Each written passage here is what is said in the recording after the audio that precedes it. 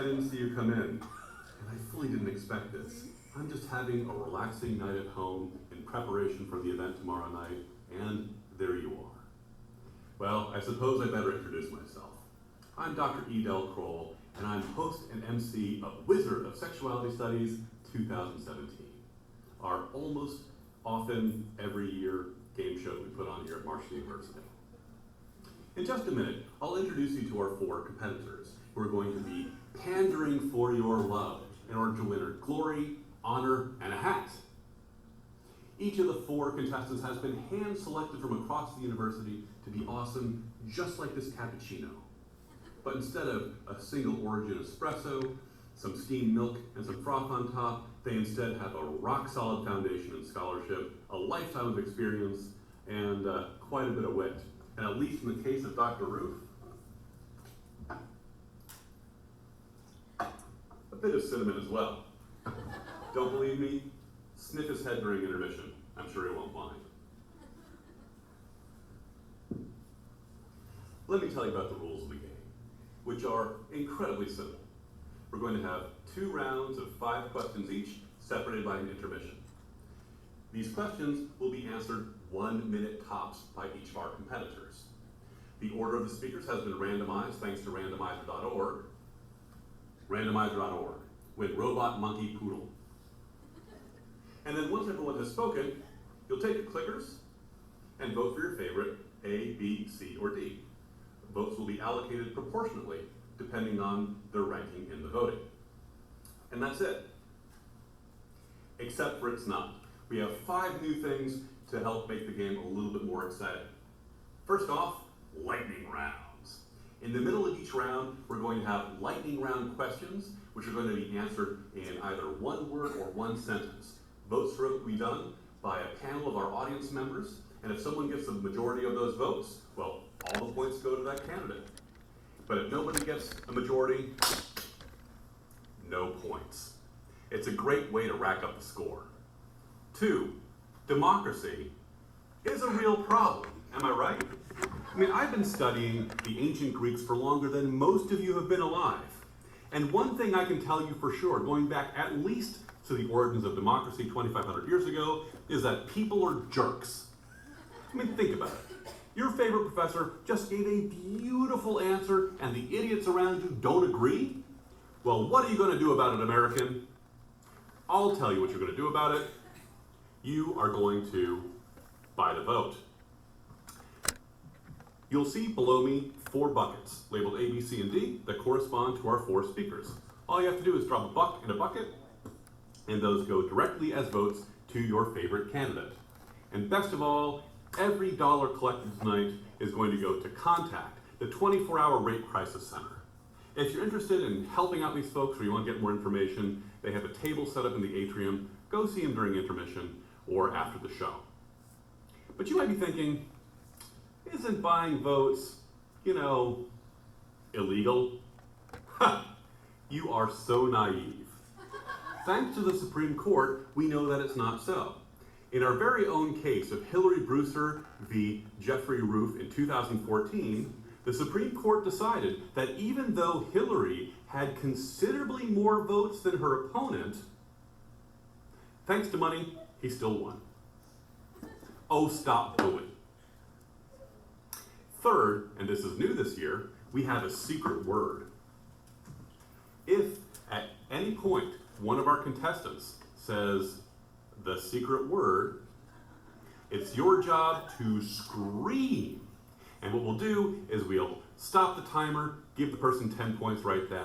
But remember, if someone says the secret word and you don't scream, nothing's going to happen. It is entirely up to you.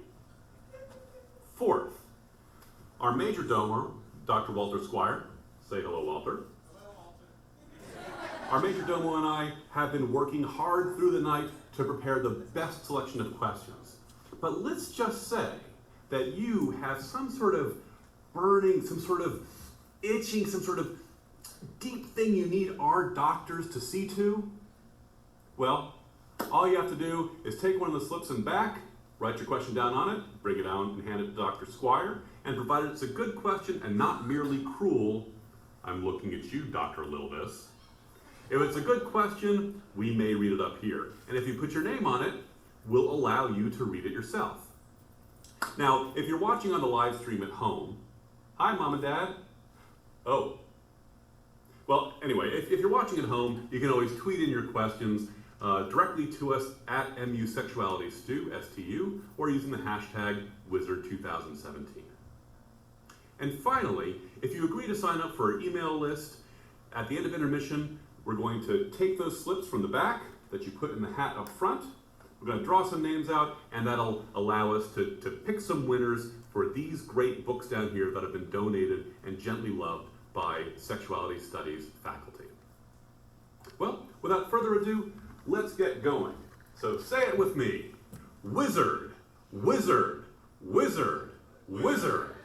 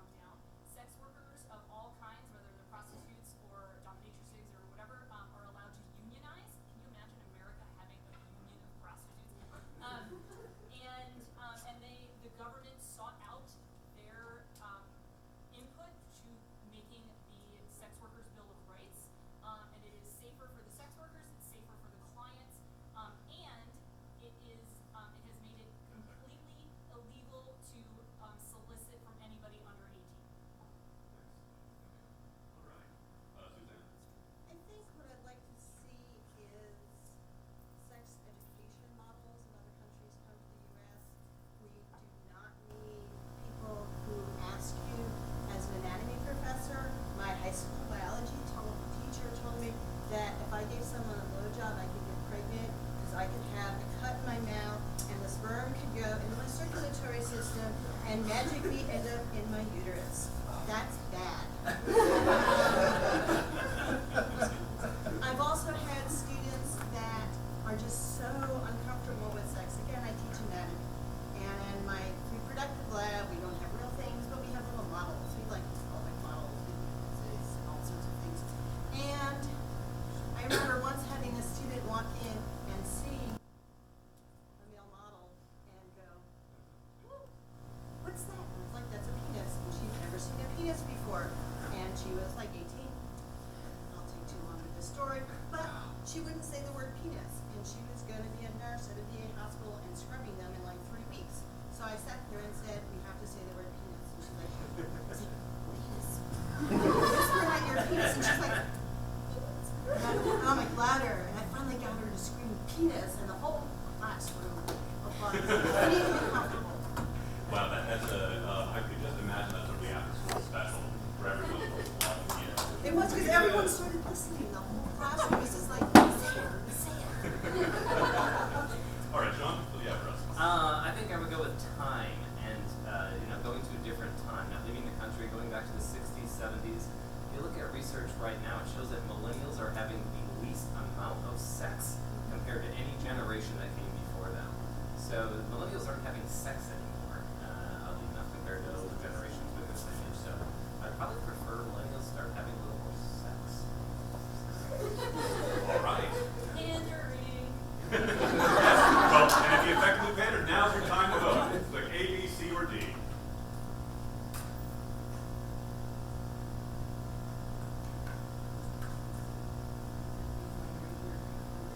Votes in.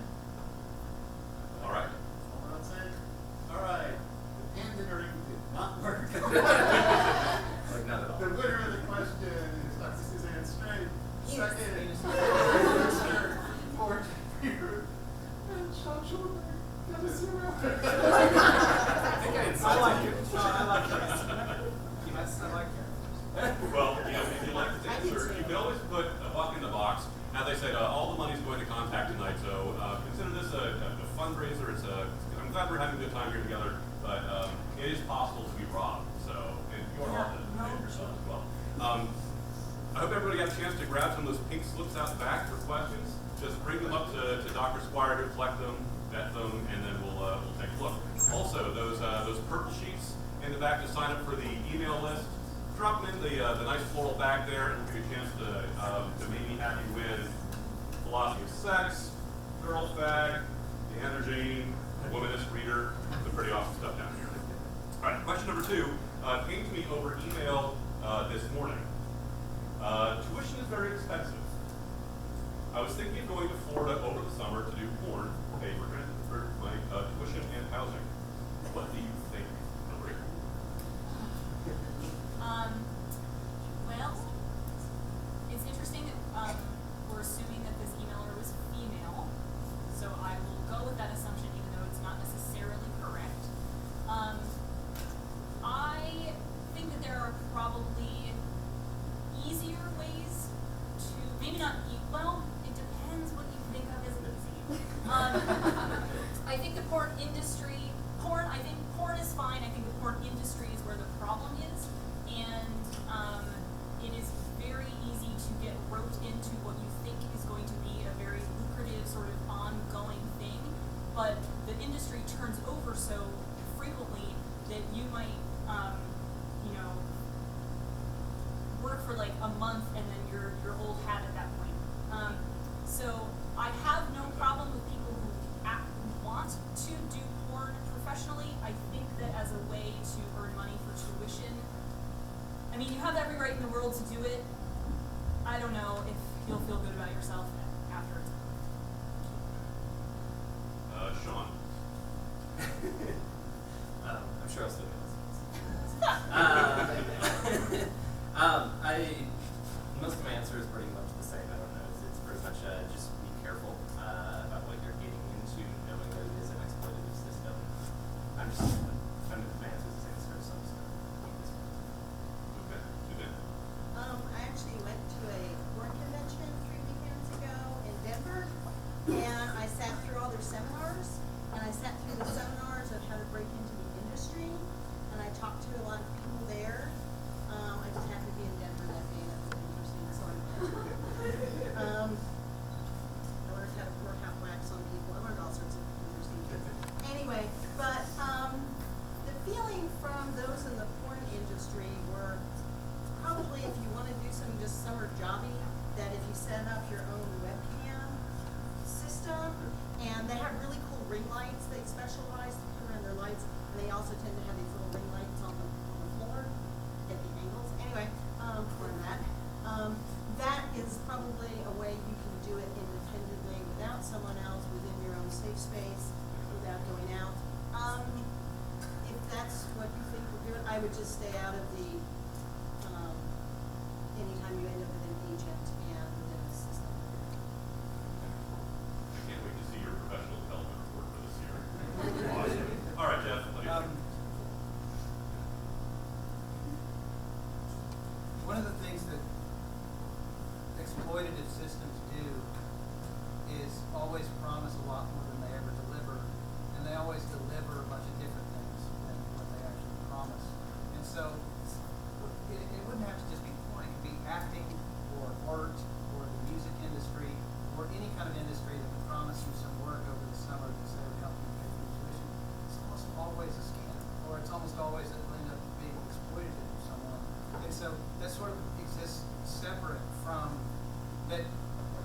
Earn money to go to college however you need because it's expensive, and so you have to make ends meet.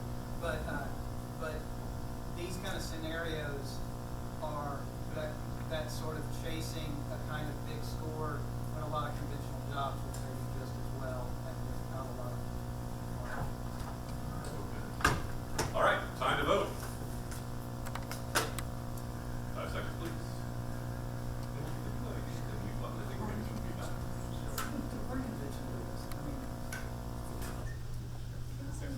All right, so It was Alright, so longest for talk. question 2, Dr. Straight, winner again, followed by Dr. Ruth, Dr. Brewster, and Dr. Schubert. I got one vote that time.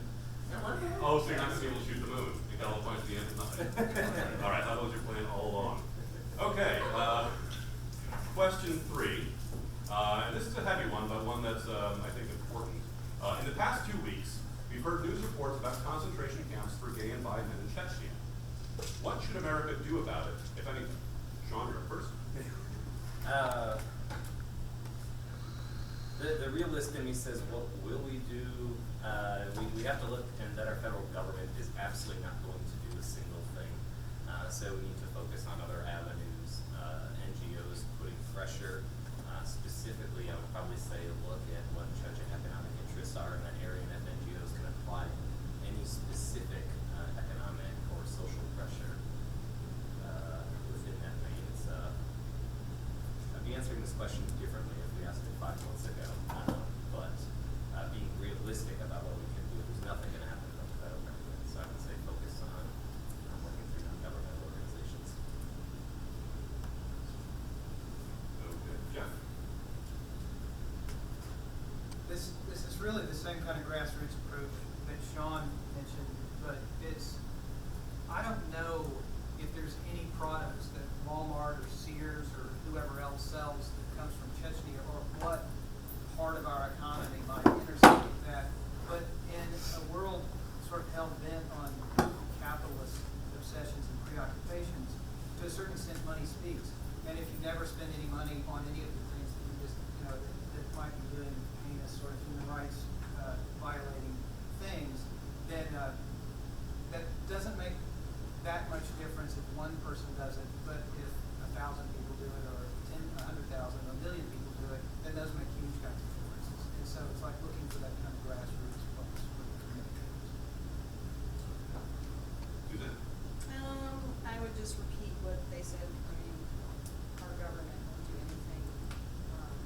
social pressure, economic pressure. Also, I would hope there would be some sort of underground movement. We can always get some people out of situations through covert means, and I don't know if anything like that's happening. Well, the reason our government won't do anything is because our president is so far up Putin's ass that he can taste his colon. So let's impeach the fucker. The end. All right. Okay, you got Who's that one. pandering now? Hey, we all have conversations. All right, 3 seconds, please. Okay. Yours was like Dr. Brewster, first place. Dr. Schulenberg, third. Dr. Ruth, and last, Dr. Straight. Okay. All right, now it's time for our first lightning round. I need 5 volunteers from the audience, if you please. All right. Want the power in your hands. 601. Here you go. For you. Anybody from that side of the room want to get some power? Yes, I was very concerned about that.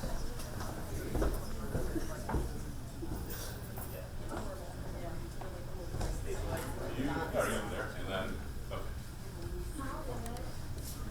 Yeah, that will be ripped off.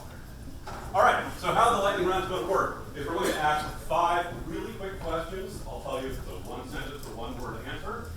And then we'll have you all in the audience, the 5 of you, vote. So let's see the technology working. Everybody, A. Good. B. That was like smack down the press. C. D. Excellent. And I just want to say, for the record, even though I'm in classes, I did not choose the papyrus font on that. All right. Question 1. Jeff, what's the funniest safe word? Coyote. Flamingo. Scalia. Philadelphia. All right, vote. All right, B wins it. 5 points to Hillary. I mean, that would shut it down, right? 1 from the audience. What's the sexiest song ever produced? Hillary. Oh, that Chris Isaac song where they're naked on the beach. Wait, what? Wicked Games, yes. It's pretty hot. Ali, all right, Jeff. Sitting on the dock tonight. All right, Sean. You can't touch this. Keenest Dimensions by Frank Zappa. All right, vote.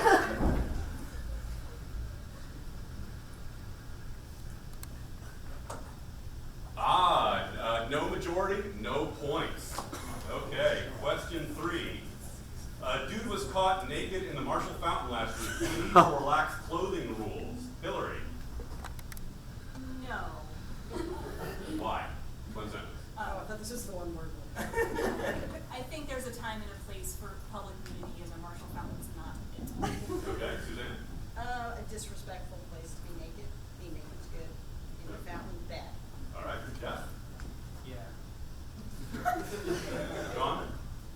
My answer has always been out of the fountain. All right, vote. All right, Jeff, you win. Okay, 5 points. 5 points to Jeff. All right. All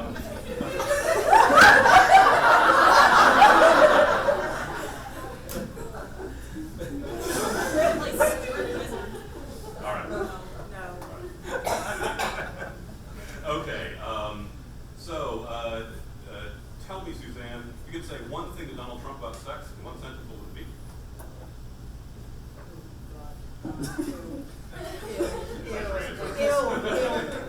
Okay, Sean. No. Jeff.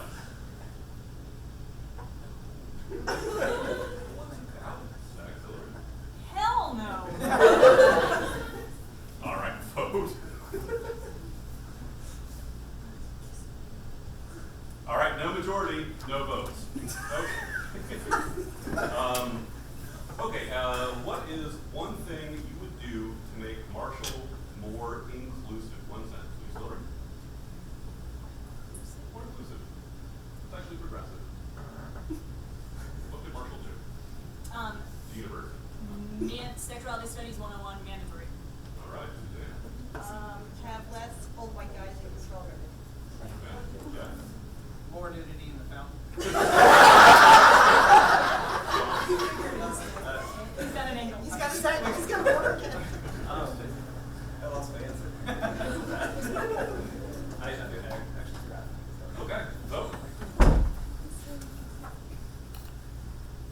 All right. Jeff has the majority. Was that 4 lightnings or 5 lightnings? Was that 4 or 5? That was fun. All right, great.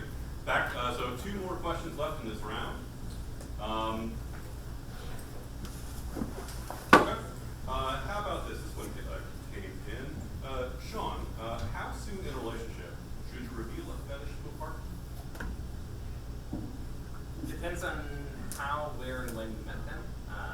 If you met them through a fetish website, probably pretty quickly, immediately. Other than that, actually, it depends how integral it is to your sex life. Because I would say if it's a core part of your sexuality, something you'd like to, it's kind of a necessity, and you may, if you're approaching monogamy, then I would say pretty early on, because it's going to create problems later. You want to establish maybe a nice relationship camaraderie, but with that hiding in the background, you're setting yourself up for a disaster coming later. Okay. Suzanne. I think very early in a relationship, because if the fetish is a big part of your sexuality, you need to have that person going in knowing that they may be wearing stockings just like you, and you don't want to be surprised, because once I was, and overnights are stockings. I wish I knew ahead of time. I was fine. I was just completely shocked. All right. Yeah. Ask them if they're interested in knowing. Anytime.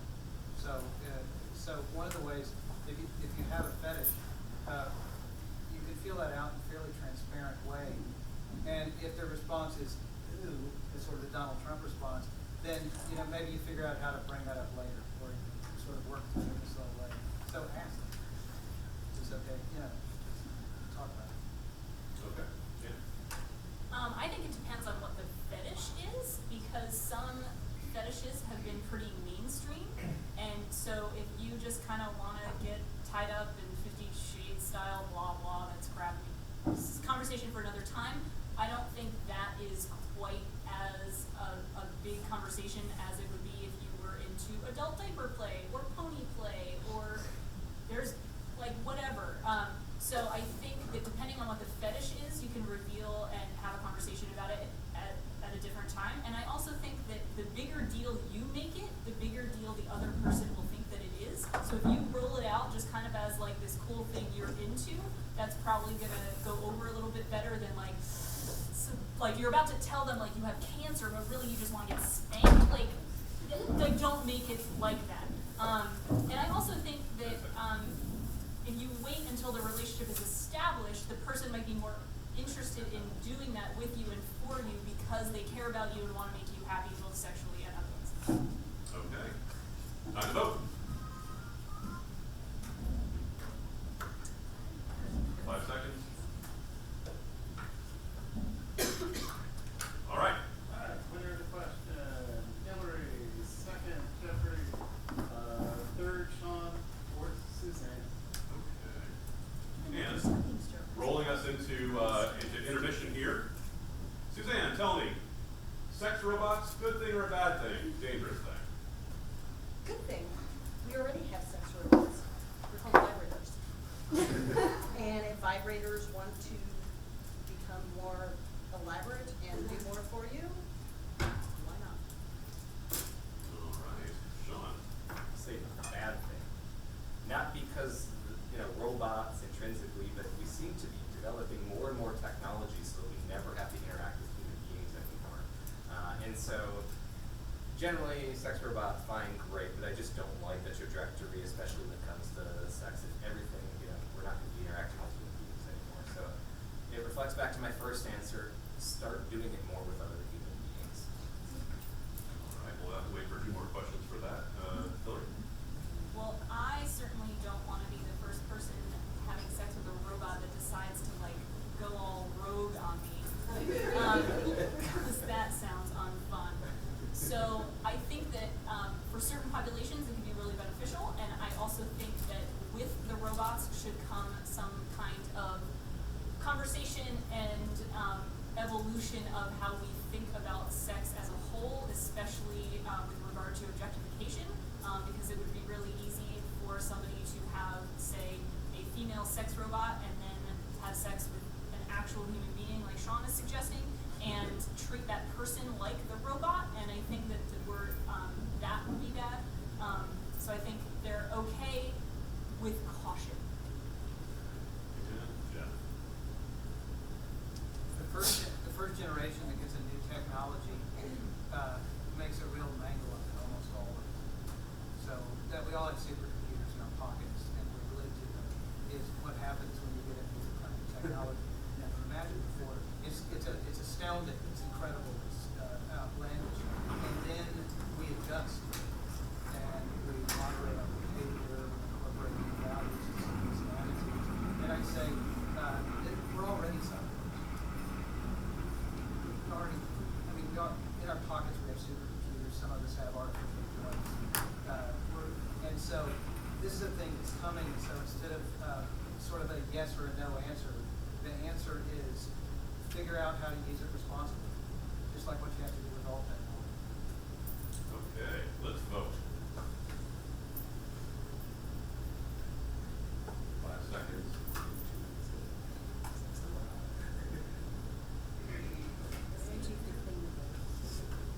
All right. First place, Dr. Ruth.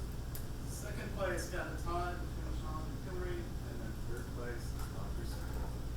All right, great. Let's give a round of applause for the end of our first round.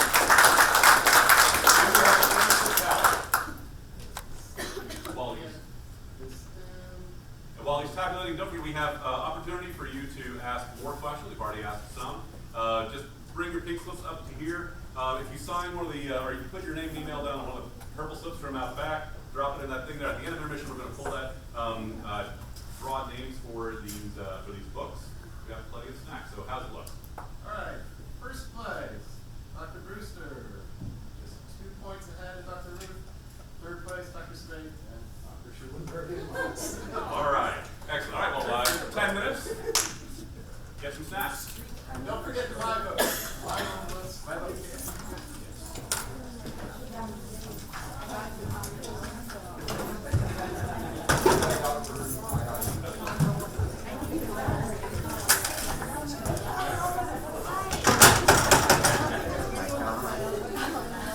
Turn the lights on.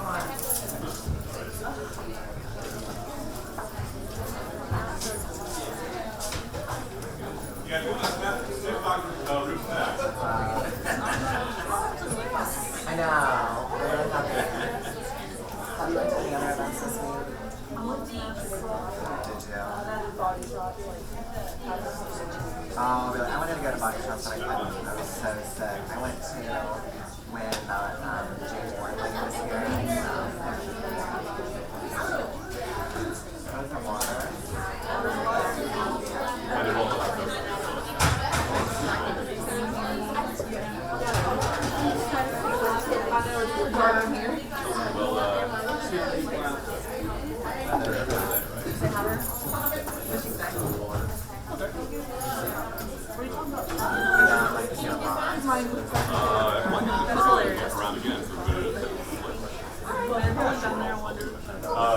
The lightning voters, I'd like your pages, please. What is happening?